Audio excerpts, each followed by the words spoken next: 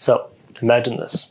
Imagine that you're sitting in a dark, empty room alone with a single door, and the room represents your mind. The door represents the barrier between your mind and the outside world. Now you have a lot to offer the real world. You have gifts, talents, ideas, and really just a ton of pent-up energy that's eating at you. You want more than anything to get out of the room because you're sure if you could just get to the other side that everything would change for you. If you could just walk out and take your first steps, then you could begin growing, building, expanding, exploring, building momentum, making connections, creating new ideas, breaking your limits, and just really creating that dream life that you can only imagine sitting in that dark little room. The solution seems simple, right? Just walk through the door.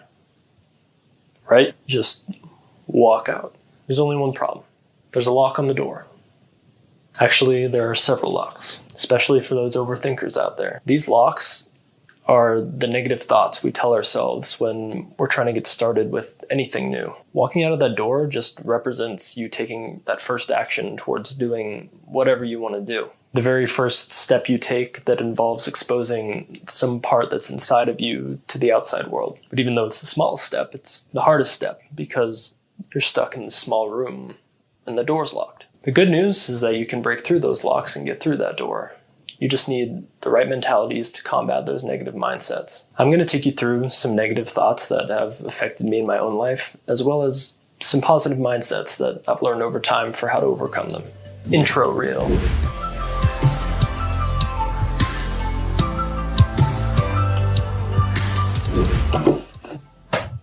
Bringing back these bad boys. Negative thought number 1.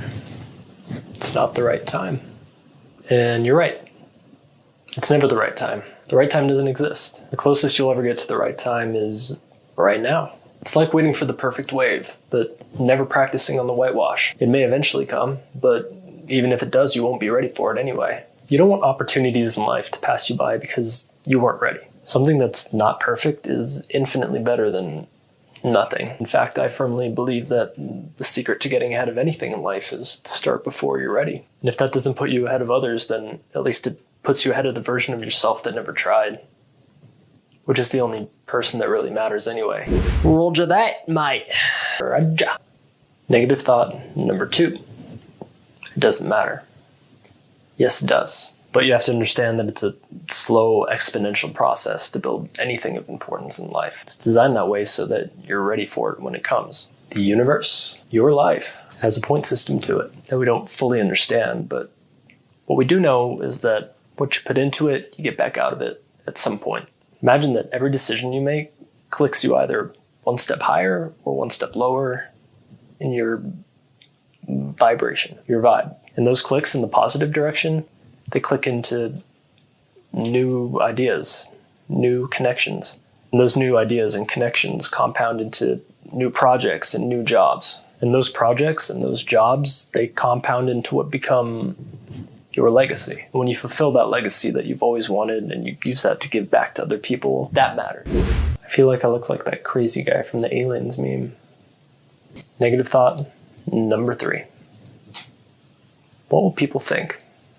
F*** 'em. And I know you hear that everywhere as if it's that simple, right? Because it's not. We're animals, and we were programmed by nature to care what other people think of us. Back when we were primal creatures, we needed group acceptance to survive. But people today can survive alone. And they don't even need much to be happy. As long as you're following what you feel like you're meant to be doing and you're constantly improving yourself, keyword, that's all you need. That's going to give you more than any outside gratification ever could.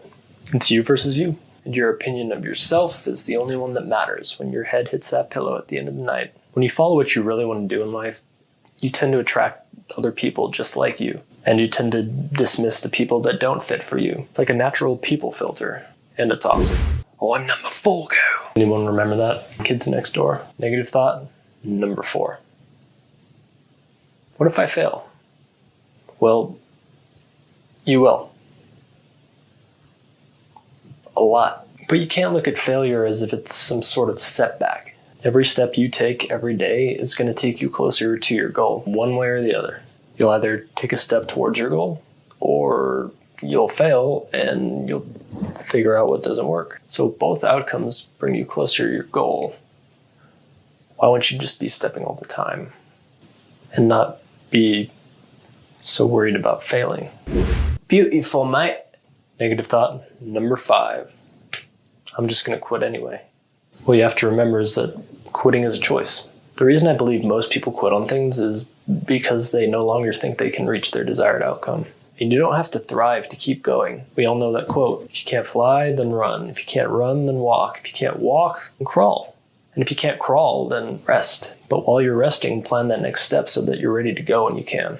The only way that you quit is if you stop altogether, roll over and die, figuratively speaking. There are peaks and valleys whenever you're moving towards anything. And the only time you're ever going to feel motivated is at the peaks. So what happens the majority of the time when you're not at the peaks? Well, that's when you have to rely on good habits and discipline.